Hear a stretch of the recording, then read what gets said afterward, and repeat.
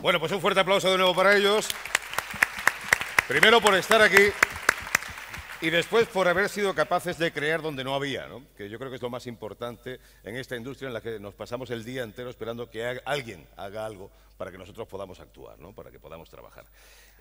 Yo, si nos importa, me gustaría empezar por Verónica, porque crearse un teatro donde no lo hay, crear una oportunidad donde no existía y sobre todo en un lugar donde lo que se ejercía era la forma más antigua de interpretar, que era la prostitución, una zona de Madrid emblemática por eso, y encontrar incluso el nombre acertado para que la gente encuentre ese atractivo maravilloso de convertirnos en voyeurs, en espectadores de pequeñas obritas, de pequeños momentos, casi pues como un polvo interpretativo, ¿no? De eso iba la cosa, ¿no, Verónica? ¿Podrías contarnos un poquito al inicio de microteatro por dinero? ¿Puedo contar por dónde empiezo? ¿Por el principio? Es que esto es largo, ¿eh? Al principio Venga, intento resumir. fue una idea, ¿no? Sí, bueno, como decías, la primera acción que hicimos fue en un prostíbulo y fue una historia por amor al arte pura y dura.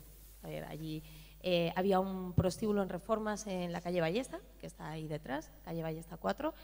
En Reformas, quiero decir, lo había acogido una gente, había dejado de ser prostíbulo y lo iban a reformar. Antes de reformarlo, se hacían acciones artísticas en esos espacios donde se había ejercido la prostitución, habitaciones, tenía una cocina, un baño y 11 habitaciones. Entonces fue Miguel Alcantuz que vio este espacio, que es uno de los socios de los 22 socios, porque yo no estoy sola en esto, y tuvo la idea de hacer 13 historias sobre la prostitución y el tema central era por dinero. Entonces allí participamos como 50 personas desinteresadamente. De hecho, bueno, en la entrada creo que era €1 a modo simbólico para recuperar los gastos de producción, de pintura, de escenografía, tal, o sea, nada. Y durante 2 fines de semana se formaron unas colas tremendas, pero que empezábamos a las 7 de la tarde y había gente desde las 4 de la tarde ahí esperando para ver lo que pasaba en el prostíbulo. Cada espectador podía ver cinco obras y bueno, hubo obras que se repitieron hasta 20 veces al día, ¿no? Entonces, viendo lo que pasó y viendo la expectativa que se había creado entre el público, nos dimos cuenta que había, bueno, no sé si nos dimos cuenta que había un espacio, que había un público para este tipo de teatro o nos enganchamos tanto que queríamos seguir haciéndolo. O sea, puede ser parte de las dos cosas. Ajá. Y un año después abrimos microteatro. De esos 50 nos reunimos unos cuantos que queríamos seguir con este proyecto, seguir haciendo algo por el estilo, algo parecido. Encontramos un local a la vuelta de la esquina, en la calle Loreto y Chicote, que es donde está, y era una carnicería. Empezamos a reformarlo, lo reformamos todo y abajo en las salas lo que se recrea, lo que quisimos recrear fue ese pasillo del prostíbulo, ¿no? Por donde entraba el espectador y elegía una habitación u otra y se escuchaba un poco lo de la insonorización, aparte de ser hándicap de microteatro, también era algo que forma parte desde el principio del formato, ¿no?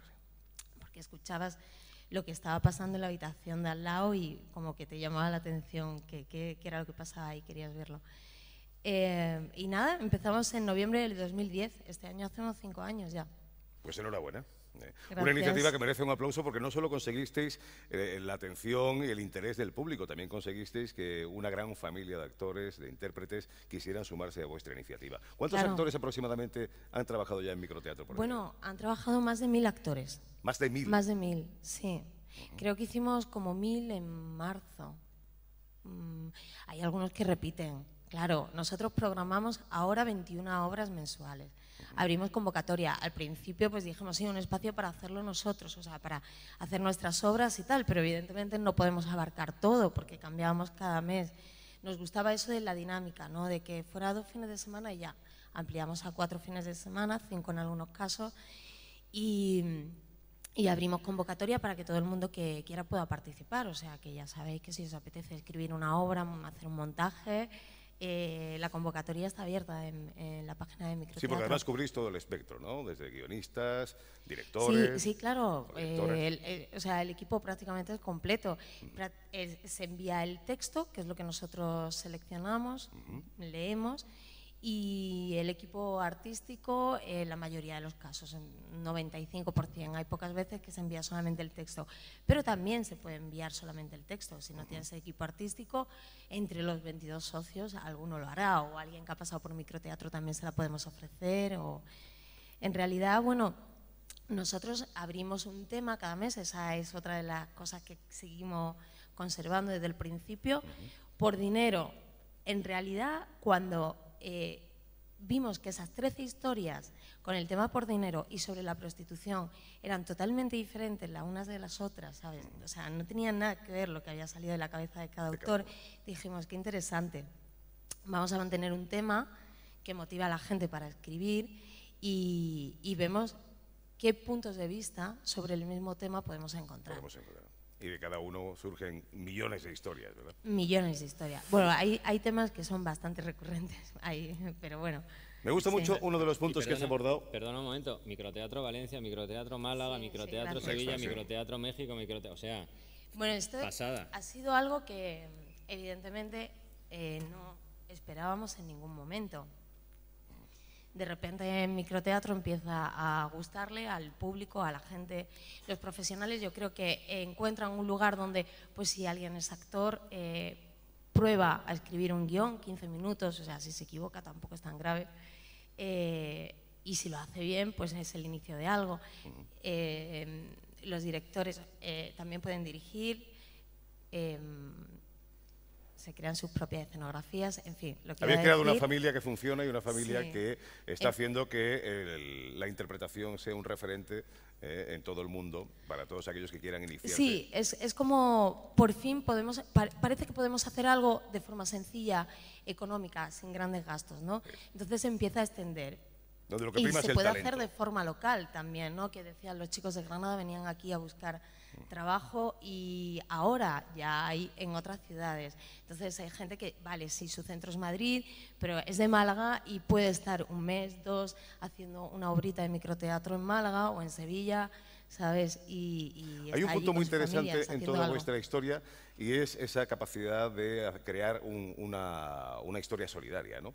Aglutinar talento, aglutinar compañeros, personas que nos rodean y que tienen ideas que se pueden poner en común y que pueden funcionar. Y en ese sentido creo que Coté Soler también tiene una historia muy interesante que contarnos, ¿no?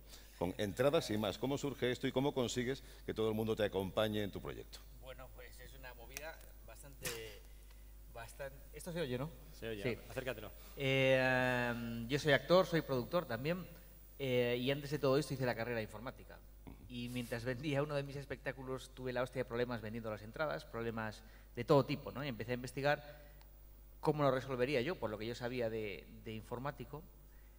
Y de pronto lo que vi es que en el sector nuestro, que producimos, actuamos, escribimos, dirigimos, lo hacemos todo, cuando vamos a vender lo hace un tercero que no tiene nada que ver con nosotros, que es una etiquetera, mayormente bancos, capital riesgo. Poco sensibilizados con el éxito de tu obra, ¿no? Bueno, cero sensibilizados. A ellos les interesa una comisión que había por el medio, ¿no? Y además tampoco tenemos una capacidad buena de comunicar lo que estamos haciendo, ¿no? Y entonces yo pensé, joder, los actores con la capacidad de llegada que tenemos con el público no somos capaces de unirnos y montar un megaportal de comunicación, de eventos y donde se puedan vender las entradas también. Y ese fue el origen de Entradas y Más. Ahí, para que funcionase, yo tenía que poner, o sea, sabía que no podía ser una empresa mía, que tenía que compartirla con un montón de gente para que todo esto fuese una representación de la industria. Y entonces empecé a liar a uno y a otro y a otro y a otro, y ahora estamos 70 accionistas aquí metidos. 70 accionistas de un mismo proyecto. De un mismo proyecto. Y claro, empezamos a tener un power chulo, porque cuando comunicamos un evento, pues entre los 70 que estamos tenemos llegada de unos 6 millones de followers entre Twitter y Facebook, y tenemos unas 200 pantallas de cine en toda España que proyectan lo que nosotros hacemos, ¿vale? Nosotros somos Entradas y Más, vendemos entradas y hacemos un y más, y un y más es darle al público la posibilidad de conocer cómo es nuestra industria, entrar en nuestros rodajes o entrar en los ensayos de una obra de teatro, venir a un preestreno, un estreno, ¿vale? Es una forma diferente de contar lo que hacemos. Bueno, dicen de ti que eres una de las personas más preparadas para convertirte en un líder cultural en el futuro. Yo creo que ya en el presente lo estás siendo, ¿no? No lo sé. Siendo capaz de manejar 70 personalidades a tu alrededor, cada uno con su iniciativa y con su... Manejar es mucho decir, manejar es mucho decir. He sido capaz de unirlos. Oye, hasta ahí. ¿qué le preguntarías a una persona como Carolina Mann, por ejemplo, una joven actriz, y lo de joven es absolutamente cierto, porque en el poco tiempo que llevas como profesional en el mundo de la interpretación, desde que empezaste con la serie Plutón Verbenero, hasta ahora has conseguido muchísimas cosas. ¿Qué le preguntarías a Carolina Mann sabiendo que ahora de repente, en estos pocos años, ha conseguido ya tener su productora y producir sus primeras películas de éxito? Yo soy monotema, ¿eh? Si le pregunto algo es si eres de Entradas y Más. ¿Eres de Entradas y Más? Luego tenemos que hablar. Ahora te Claro. hablo de cómo se Estamos hace. en Ahora te hablo de café. cómo se hace. Pues, ¿cómo empecé yo? ¿Cómo de repente, teniendo la oportunidad que has tenido y que hasta ahora te ha funcionado muy bien, tu carrera profesional, de convertirte en una actriz, en una estrella, en ese mismo proceso, en vez de quedarte parada esperando que te lleguen nuevos papeles, nuevas oportunidades, decides crear tú esas oportunidades y generar proyectos, no solo para ti, sino para compartirlos con tu gran familia artística? Pues porque me aburría muchísimo. ¿Porque te aburría? Me aburría muchísimo. Y entonces cuando no tienes la suerte de levantarte todos los días, ir a un rodaje o ir a un teatro, y nos pasará el 90% de los actores que tienes meses en los que no haces nada, yo soy insoportable, me subo por las paredes, soy adicta al trabajo y soy hiperactiva. Entonces por eso decidí montar una empresa y hacer mis propias películas, que era una cosa que además me apasionaba desde el principio. O sea, sí estudié producción y lo tenía ahí como en un cajón de, bueno, en algún momento montaré una empresa. Y ya tienes tu productora, Poughkeepsie, Sí, que por cierto voy a aprovechar, nunca lo he hecho antes. ¿Qué significa Poughkeepsie? Pues es un nombre bastante desacertado, la verdad, porque se pronuncia fatal. Pues es un estado de Estados Unidos. Y Ajá. además, bueno, del estado de Nueva York, pero tampoco se escribe así, porque se escribe Poughkeepsie. En Poughkeepsie. fin, la historia es un poco larga. Bueno, el pero nombre es ese el complicado, nombre. pero el resultado es satisfactorio. ¿Hasta ahora lleváis 3 producciones? Bueno, 2 ya estrenadas y para este año otras 2 películas. En muy pocos Estamos meses. en preproducción, sí, porque la vida de la empresa tiene 2 años, justo. La primera fue Musaraña. La consecuencia de tu decisión podría ser, si quieres hacerlo, al final que encuentras los medios, encuentras a las personas, se pueden llevar a cabo proyectos sin esperar que nos lo vengan a ofrecer a la puerta de casa, ¿no? Totalmente, y sobre todo por las personas. Yo creo que yo y mis socios tenemos muchísima suerte de conocer al mejor equipo artístico y técnico que hay ahora mismo en este país, y es verdad que eso facilita muchísimo. A la hora de hacer una película, aunque sea de bajo presupuesto y chiquitita, al final estás teniendo unos profesionales que te levantan el proyecto muy arriba. Bueno, tú lo has conseguido este año, pero es que creo que Sergio lo intentó hace ya muchos más años, ¿no? Cuando casi nadie se planteaba el crear sus propias producciones, el crear sus propias compañías. ¿Cuánto tiempo llevas ya trabajando como empresario y director? Bueno, papá, sí. A mí es que la palabra empresario... Se El me olvidó otro avisarte, día, Juan. ayer hablando con un amigo, le dije, "Tío, es una cosa de empresarios, macho. Está coté." Y me dijo, emprendedor. Emprendedor. Y dije, Qué sí, bonita emprendedor sí, me gusta más. Emprendedor sí. Soy, y pues un poco como Carolina, me subo por las paredes, estoy permanentemente gestionando mi necesidad de crear. Pero siempre ha sido una necesidad absolutamente ruinosa. Yo empecé al salir de clase con 23 años y todo lo que ganaba, en vez de comprarme un coche cojonudo y un coche de mierda, todo lo que ganaba lo invertía en un grupo de teatro que tenía en la universidad.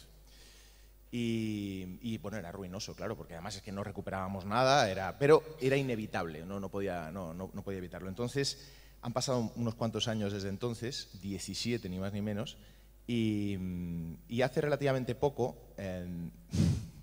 fui a un numerólogo. Esto siempre lo cuento porque... ¿A un numerólogo? A un numerólogo, sí. Sí. Por eso es que me alejo mucho del perfil de empresario, como puedes ver. Fui a un numerólogo. ¿Hacer números fuiste? Me tomé unos hongos, no. Fue un numerólogo y bueno, fui un poco guiado por mi chica. Venga, sí, tienes que ir, porque me había salido una película en Estados Unidos y había un tema de números que era bastante apasionante. Y me dijo, ve al numerólogo. Y bueno, fui al numerólogo y este hombre me senté. Yo había dejado de dirigir porque era ruinoso y solo actuaba. Y este hombre me dijo, ¿cómo te llamas? ¿Con qué fecha naciste? Tal, muy así, como muy macarra. Yo me esperaba a rollo zen. No, muy macarra. Algunos yo creo que ya ha ido porque es el numerólogo de la profesión a estas alturas ya. Y fui y me dice, estuvo 3 minutos en silencio y me dice, ¿y por qué no diriges? Y me dijo, tú eres actor, ¿verdad? Y yo pensé, menuda mierda de numerólogo. Empezamos muy y le bien. digo, sí, soy actor tal. Y dice, ¿y por qué no diriges? Y ahí me quedé un poco, ¿por qué no? Tú tienes que promover, hacer proyectos, está muy bien que actúes, tal, pero tienes que gestionar esto. Además le dije, sí, pues tienes razón, es algo que habita dentro de mí, no sé cómo. Entonces estuve 5 años sin hacerle caso. Y a los 5 años, bueno, y una de las cosas que me dijo fue que iba a hacer un montón de personajes de época, capitanes. Me dijo me habló del Capitán Trueno. Yo dije, hombre. Y de repente salió el Capitán Trueno, salió otro capitán, un capitán, de hecho coincidí con ella. Y dije, voy a volver a Manuel, se llama Manuel, numerólogo. Voy a volver a Manuel y decirle, mira Manuel, aquí estamos. Y entonces me dijo, muy bien, bueno, has visto que ya puedes confiar un poco. Digo, sí. Bueno, pues ahora lo que te digo es que parte de lo que ganes con el Capitán Trueno lo dediques a producir tu primera obra de teatro. Y me dijo un 15% y me dijo las fechas donde tenía que empezar a ensayar. E incluso me dijo que lo hiciera con mi chica. Y bueno, escribí una obra que no se ha estrenado nunca, pero que se va a estrenar dentro de 2 años, por fin. Pero eso me dio el pie a plantearme una obra con Marta, con mi chica, y bueno, pues buscando en el cajón de esos 5 años de proyectos que no conseguía sacar adelante, principalmente porque no conseguía encontrar una persona que se dedicara a la parte empresarial, que la detesto profundamente. Todo lo que es números, Excel, ¡buah! Y entonces montamos Incrementum. Y Incrementum fue muy bien. Fue tan bien que conseguí que una amiga que acababa de dejar su trabajo se dedicara a esos Excel que yo no podía soportar. Y bueno, que era para mí la pieza clave. Porque creo que el talento que puedo tener tiene que ver con encontrar a la gente necesaria para hacer según qué cosas. Y más o menos hemos conseguido, bueno, somos otro actor que tampoco sirve para nada como yo, más que para subirse a un escenario, que es Xavier Murúa, Nuria Cruz, que es nuestra Excel, y ahora se ha sumado Cristian Gálvez, que está entusiasmado también con el proyecto, y avante a todo en el barco pirata. Bueno, maravilloso, ya tienes tu compañía, tu elenco preparado para llevar a cabo tus obras, y has hablado del escenario. Es curioso porque al final todos los que pensamos o soñamos con interpretar algún día tenemos como referente, lógicamente, un espacio escénico concreto, que es este, ¿no? Pero hay quien de repente se olvida de ese espacio escénico y lo crea, y se lo inventa, ¿no? Y lo inventa alrededor de una sensación, como puede ser del vino, por ejemplo, ¿no? De Baco. ¿Cómo se te ocurre, Antonio, de repente un día llevarte el teatro hasta tu bodega? ¿Se oye? Sí. Yo también estuve con Manuel. El numerólogo. Cuando te estaba escuchando, Sergio, Vamos a tener que estaban despertando anular memorias. todos la los mesa actos. de Manuel. Vamos a anular todos los actos del día, llamamos a Manuel y que venga y que nos eche los números a cada uno. Sí, es verdad, te estaba escuchando y lo tenía totalmente dormido ahí y claro, de repente ha cobrado sentido esa visita que tuve. Porque en la época que fui, como hace ya 6 años, yo no pregunté sobre tema profesional. Yo me tiré más al tema emocional. Entonces estaba con Hospital Central, doblando con teatro. Profesionalmente pues era muy rico, ¿no? El momento y muy gratificante. Pero emocionalmente pues fallaba. Siempre hay una pata que no está bien colocada y pregunté por el terreno emocional. Y aquí viene la respuesta, ¿no? Manuel me mira y me dice, ¿qué número eres? A ver, te voy a mirar. El 8, ¿no? Que el 8 parece ser que es como el de este sector. ¿Qué miedo tienes a creer que es incompatible el terreno emocional con el terreno profesional, ¿no? Olvídate de eso. O sea, es muy compatible, puedes hacerlo, puedes formar, si quieres, una familia y a la vez trabajar y dar el 100% si quieres. Puedes hacerlo. Y me fui. ¿Qué pasó luego? Por eso digo que ha cobrado cierto sentido lo que está diciendo Manuel. ¿Cómo acabo yo? Yo soy vasco y mi mujer es catalana y acabo viviendo en Extremadura. Y digo, algo me he perdido por el camino. Entonces, ¿qué pasó? yo en esa época quería encontrar un sitio parecido al norte, pero que no estuviera tan lejos, que tuviera pues, mucho verdor, montaña, agua, y lo encontré en La Vera, en Extremadura Norte, en la Sierra de Gredos, las faldas que corresponden a Cáceres. Un sitio precioso, llegué allí, me encontré con este terreno, lluvia, bruma, apenas lo podía ver, no vi nada más que eso, lo que pude ver, pero intuí que era el sitio donde quería quedarme. Podía hacerlo y me quedé con él. Al de unos meses descubrí que yo no sabía exactamente qué hacer con ese terreno, que no fuera a ver un árbol, mirar el árbol, tocar la guitarra y leer un libro, nada más. Es lo que hice durante un buen tiempo. No sabía cómo desbrozar, no sabía lo que valía desbrozar, podar, mirar qué hacer con una cepa, no tenía ni idea. Lo tenía ahí para mirarlo y bueno, y para la respuesta energética que te da un sitio así, que es increíble, pero no sabía más. Y aquí aparece esta mujer, que es mi mujer. Me cruzo con ella en la calle y fue así, a doblar una esquina, me acuerdo, en Barquillo, apareció ella. ¿Qué número eres? Le preguntaste, ¿no? 7,5, bueno, va. Estás a punto. Estás cerca. Ven a verme en 6 meses. Nos cruzamos, nos miramos, empezamos a hablar, no caía de qué me paró ella. Dice, yo te conozco de algo. Eres un 8. Y yo callado, dice, no sé de qué puede ser. ¿Eres de Barcelona? No, pero voy mucho a Barcelona. Dice, pues no sé, del vino. Te he visto en alimentaria, tienes que ver con alguna bodega. Dice, no, pero tengo unas cuantas cepas en Extremadura y algo de vino sé. No tenía ni idea. Entonces nos invitó a una cata que hacía esa misma noche y desde entonces, bueno, ya han pasado 4 años, tenemos 4 hijos y... Te lo dijo el numerólogo. Faltan 4 más, para llegar al número Estoy por mágico. ir a ver a Manuel, para decir que... Dame un número exacto, por favor. Bueno. Y estamos esperando el 4, ahora mismo, y bueno, hemos hecho... Estáis montando la compañía, pero desde abajo, ¿no? Vosotros... ¿Qué hemos hecho? La necesidad imperiosa de vivir fuera de Madrid, irnos a Cáceres, elegir ya realmente cortar con Madrid, hace 3 años de esto, y elegimos ir allí, criar a los niños allí, y claro, yo tenía la ventaja de, si yo no sabía qué hacer con una tierra, ella, te puedes imaginar, o sea, lo que hizo con aquello fue un espectáculo. Empezamos a hacer aceite, vino, y construimos o transformamos la casa que había en una casa rural con, en lugar de hacer el uso habitual, recibir y bueno, que la gente disfrute del lugar, ¿por qué no ofrecer, en vez de catas al uso, catas maridadas con microobras, ¿no?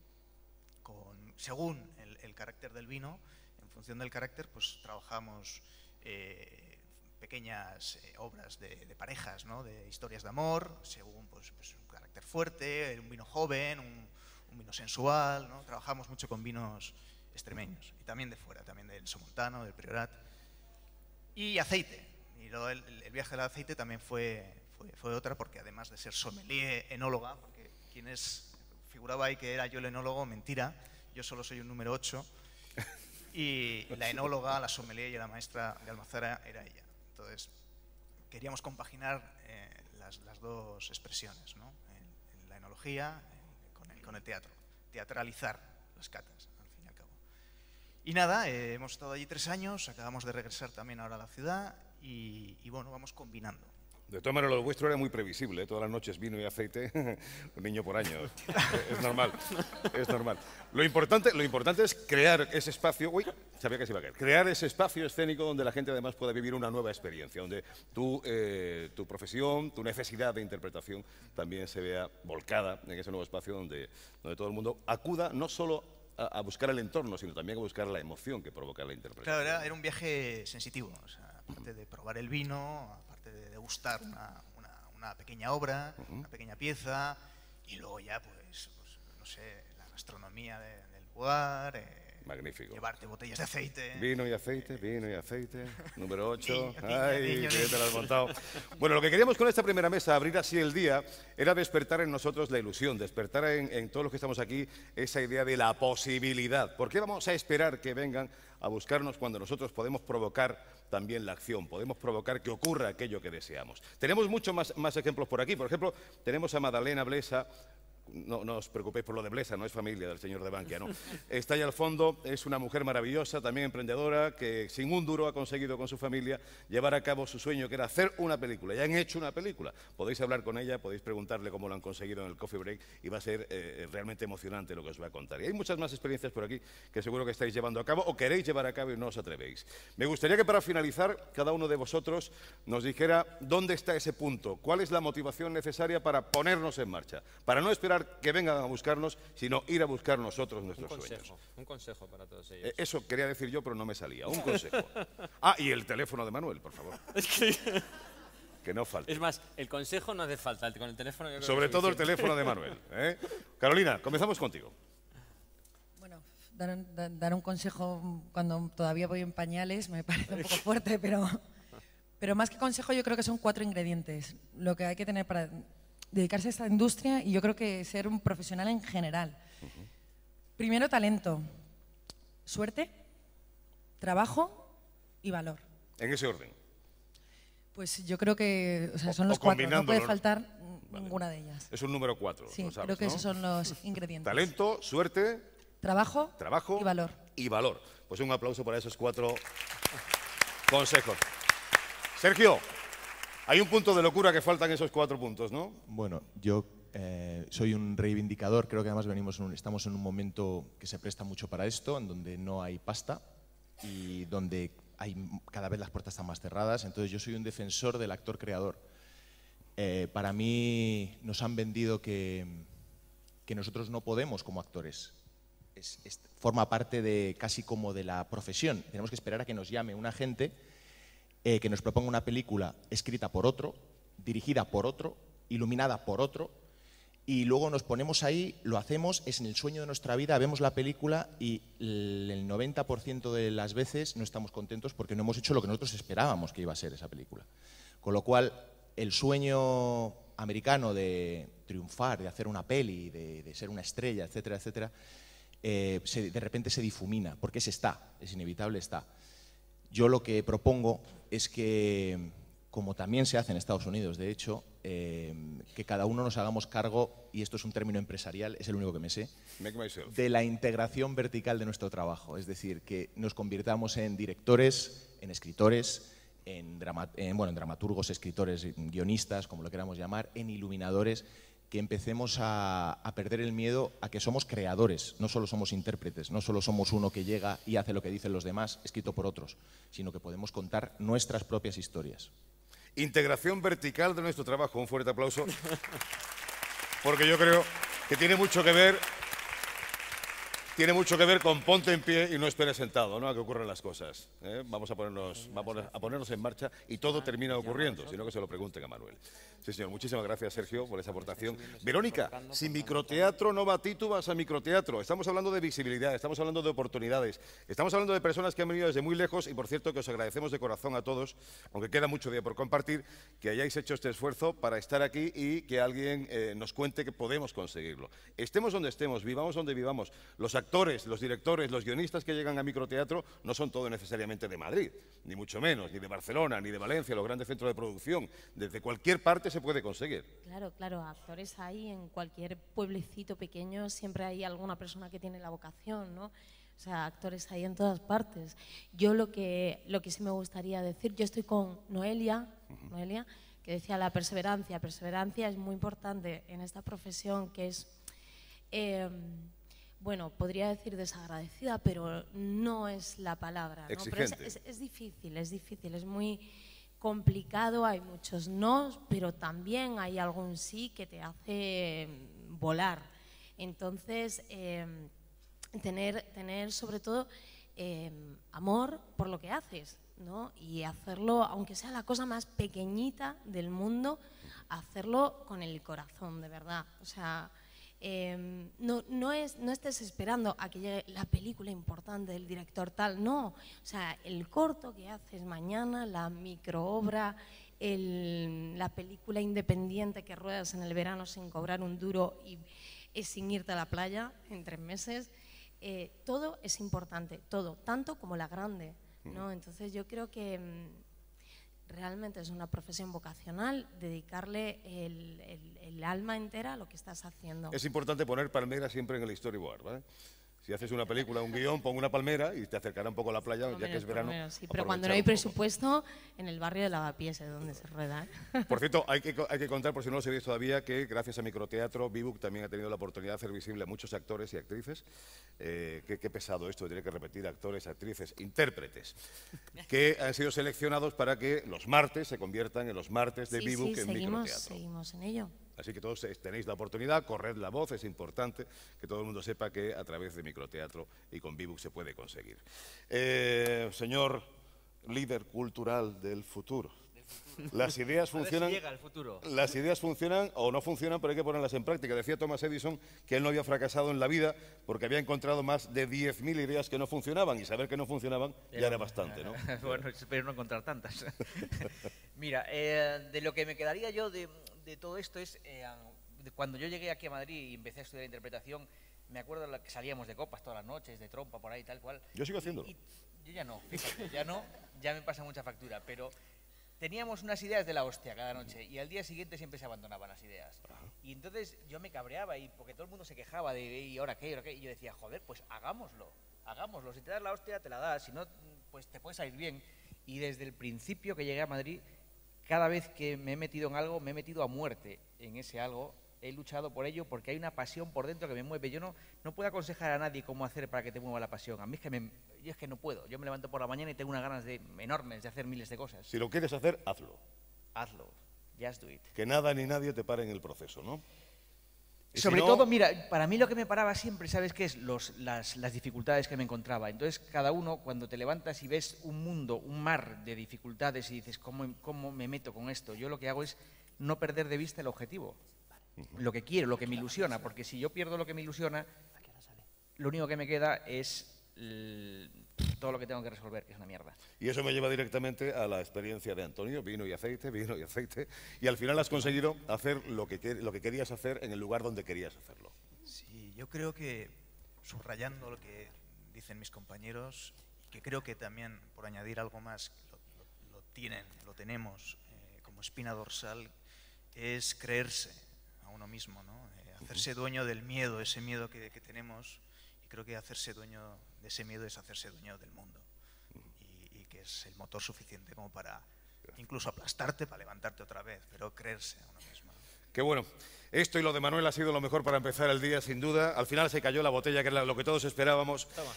Lo que está claro es que cuando acabe esta jornada nadie se va a ir de aquí con las mismas ideas que venía, nadie se va a ir de aquí con los mismos contactos que tenía. Vamos a crecer en todos los sentidos y eso lo vamos a hacer juntos, una vez más, como ellos han conseguido hacer junto a sus amigos y sus familias industriales o empresariales ahora, llevar a cabo todos sus proyectos. Creo que ese fuerte aplauso se lo tienen más que merecido.